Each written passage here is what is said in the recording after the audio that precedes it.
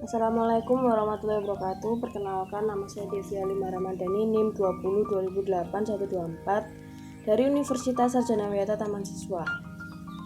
Saya mendapat tugas dari mata kuliah manajemen operasional untuk membuat PowerPoint tentang persaingan perusahaan Jeko dan Dunkin Donat. Jeko Donat adalah restoran dan waralaba yang mengkhususkan dalam donat, yogurt beku, dan kopi. Perusahaan didirikan dan dimiliki oleh Johnny Andrean Group. Jeko Coffee dan Donat didirikan pada tahun 2005 yang dimiliki dan dikelola oleh Johnny Andrean Group. Jeko Donat dan Coffee ini terinspirasi dari donat di Amerika Serikat. Johnny Andrean pada awalnya berkeinginan membeli franchise donat di Amerika Serikat. Namun ia menemukan beberapa kelemahan produk, yaitu pada bahan dasar dan proses produksi yang kurang dalam hal kontrol kualitas. Sehingga ia mengurung niatnya. Johnny memutuskan untuk mengembangkan donat sendiri tanpa mendapatkan donat waralaba Amerika Serikat. Ia memilih untuk menghasilkan bentuk dan rasa donat yang sempurna dengan fokus khusus pada kualitas bahan dasar dan proses produksi. Ketika ia kembali ke Indonesia, kemudian ia mengembangkan sebuah toko donat dengan konsep bentuk dan rasa yang serupa dengan toko donat di Amerika Serikat. Johnny melihat sejauh ini tidak ada toko donat di Indonesia yang memiliki dapur terbuka, sehingga ia mulai di Jeko. Jadi selain memiliki rasa yang berbeda, konsep toko juga dibuat sebagai dapur terbuka sehingga konsumen dapat melihat berbagai atraksi pembuatan donat langsung dari mencampur bahan sampai siap untuk dijual donat tersebut. Adapun visi dan misi burung merak pada logo Jeko dan Donat merupakan representasi visi dan misi perusahaan. Visinya membentuk Jeko Donat dan Coffee sebagai international premium donat and coffee brand terkemuka, menjadi trend-setting lifestyle dalam donat and coffee brand, menjadi perusahaan yang tepat bagi orang-orang yang tepat dalam meraih cita-cita mereka. Misinya menyediakan kualitas premium donat dan kopi, mendorong karyawan dalam meraih cita-cita, menempatkan pelanggan sebagai prioritas, berkomitmen memberikan pelayanan terbaik dengan sungguh-sungguh, dan menyediakan tempat yang sempurna untuk bersantai, dan yang terakhir memperlakukan setiap orang dengan hormat dan bermartabat. Segmentasi pemasaran, segmentasi geografis. Wilayah pemasaran Jeko Donat and Coffee saat ini tidak hanya di Indonesia, akan tetapi juga meluas ke negara lain seperti Malaysia, Singapura, Filipina, dan Australia. Kedepannya, Jeko Donat dan Coffee akan go internasional untuk memperluas pasar. Jeko Donat and Coffee cenderung menyasar ke wilayah urban. Yang kedua ada segmentasi demografis.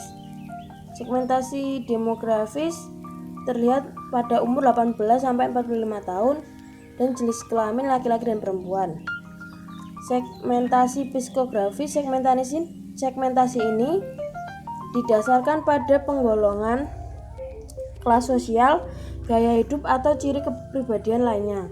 Jeko Donat and Coffee menyasar ke kelas sosial menengah hingga menengah ke atas dengan gaya hidup modern, menggemari aktivitas sosial serupa hangout, cafe, serta menggemari makanan dan minuman dengan brand premium. Yang keempat ada segmentasi perilaku. Segmentasi ini didasarkan pada tingkat pengetahuan, sikap penggunaan atau tanggapannya terhadap suatu produk. Segmentasi ini dapat dibedakan atas dasar kesempatan penggunaan, manfaat yang dicari, status pemakai, dan tingkat pemakaian Jeko Donat and Coffee. Tidak mengenal kesempatan penggunaan. Sedangkan dari sisi manfaat yang dicari, ia dapat menjadi lambang status dan instrumen pemenuhan cita rasa masyarakat. Selain itu, Jeko Donat dan Coffee menyasar konsumen potensi dan konsumen tetap brand pesaing untuk memperluas pasar serta tidak meningkatkan pemakaian. Pricing atau kompetitor.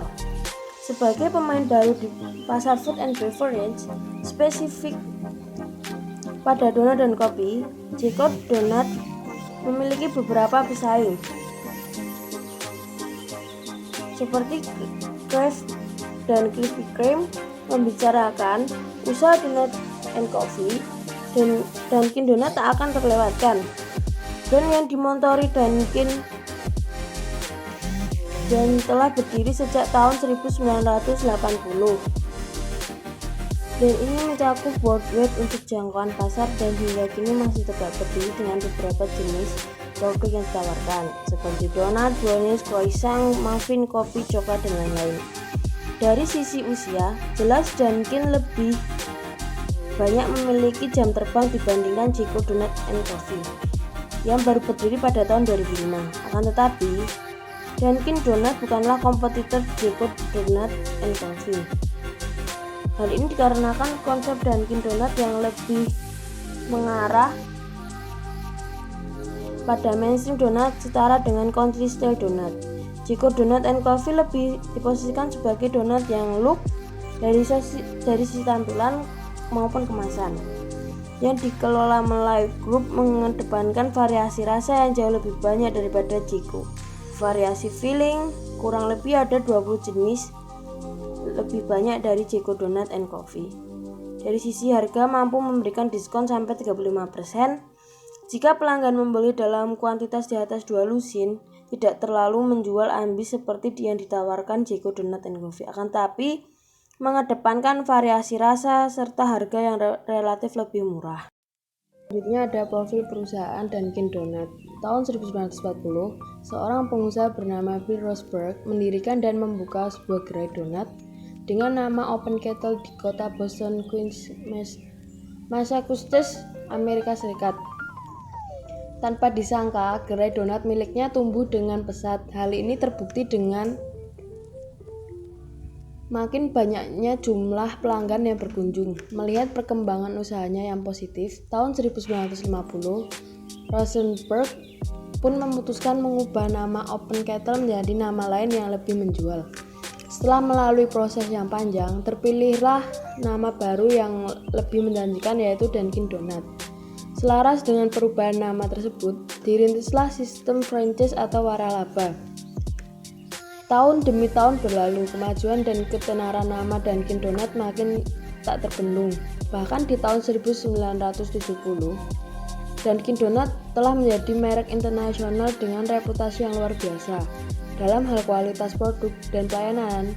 Reputasi dan ketenaran itu jugalah yang kemudian menarik minat Alid Domek, sebuah perusahaan internasional yang membawai toko dan Baskin Robbins untuk membeli Dunkin Donat dari keluarga Rosberg.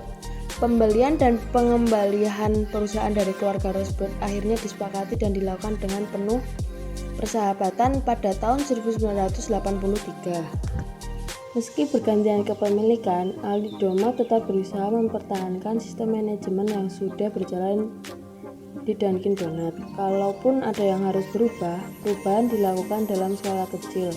Hanya satu yang menjadi ambisi seluruh manajemen Aldi Domek, yaitu membantu Dunkin Donat memperluas pasar secara internasional. Untuk mewujudkan ambisnya tersebut, diberlakukanlah standarisasi di seluruh counter Dunkin Donat. Di samping itu, berbagai strategi marketing yang jitu juga mulai dilancarkan, seperti selalu berusaha memperbarui desain sesuai dengan tren, berfokus terhadap kualitas produk, serta berusaha memaksimalkan kepuasan pelanggan. Dengan didukung sumber daya manusia yang handal, dalam waktu singkat ambis Aldi Domek tercapai. Dunkin Donat berhasil memperluas pasar yang menakjubkan, sehingga gerainya tidak hanya tersebar di benua Amerika, tetapi juga di benua Eropa dan Asia. Dunkin Donat mulai merambah pasar Indonesia pada tahun 1985. Dengan gerai pertamanya didirikan di Jalan Hayam Wuruk, Jakarta. Khusus wilayah Indonesia, master franchise Dunkin Donat dipegang Dunkin Donat Indonesia. Sejak diberi kepercayaan memegang master franchise tersebut, Dunkin Donut Indonesia bercita-cita dan bertekad untuk terus membesarkan serta memperkuat awareness dan positioning Dunkin Donut tidak hanya di ibu kota Indonesia, Jakarta, tetapi juga di berbagai kota besar lainnya. Itu sebabnya kegiatan memperluas pasar dengan jalan membuka puluhan gerai permanen terus dilakukan secara berkala. Yang selanjutnya, visi misi Dunkin Donut. Visi dan misi Dunkin Donut Indonesia. Visi perusahaan: maintaining our brand endurance and customer satisfaction by experience through memelihara dan menjaga daya tahan ketahanan merek kita dan kepuasan pelanggan dengan pengalaman kita melalui orang-orang terbaik dengan segenap jiwa dan raga. Misi perusahaan: we are proud to serve better. Dengan bangga kami senantiasa memberikan pelayanan terbaik yang tercermin dalam citra brand dan pengalaman. Keceriaan Anda adalah tujuan utama kami. Tujuan dari Dunkin Donut: menjaga kepuasan pelanggan dan melayani dengan sebaik mungkin. Dan selanjutnya, daya saing Dunkin Donut. Daya saing Dunkin Donut memiliki dua sumber daya yang dimiliki. Yang berwujud itu mempunyai store yang strategis mudah dijangkau, mempunyai banyak cabang store, bahan-bahan sangat berkualitas, kru sangat profesional, pelayanan sangat memuaskan, store yang bersih dan nyaman, yang terakhir memiliki varian donat yang lengkap. Untuk yang tidak terwujud, memiliki brand yang sudah dikenal oleh masyarakat. Yang terakhir ada kekuatan dan kelemahan. Kekuatannya ada dibagi menjadi 3. Dunkin Donut merupakan pelopor produk makanan khususnya dalam kategori jenis donat. Yang kedua, Dunkin Donut memiliki pelayanan yang sangat bagus dan memuaskan. Yang ketiga, merek atau produk Dunkin Donut sudah terkenal di seluruh dunia. Adapun kelemahannya, kurangnya varian donat sehingga pelanggan bosan dan tidak mengikuti zaman seperti delivery order. Sekian presentasi dari saya, kurang lebihnya saya mohon maaf. Wassalamualaikum warahmatullahi wabarakatuh.